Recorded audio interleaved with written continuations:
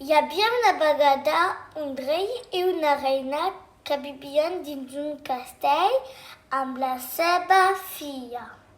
Un dia el drac volia menjar una persona del poble. Ja el poble va designar que era la filla del rei.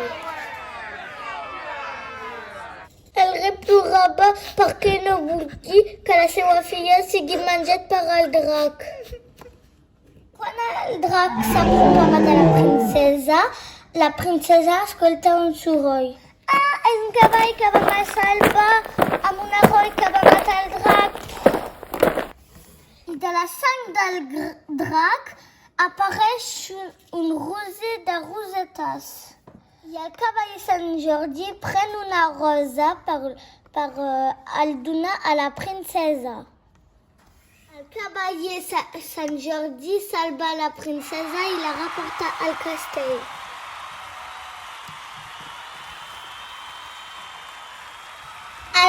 Els pares són molt contents i el poble també. Visca Sant Jordi! Visca la mar!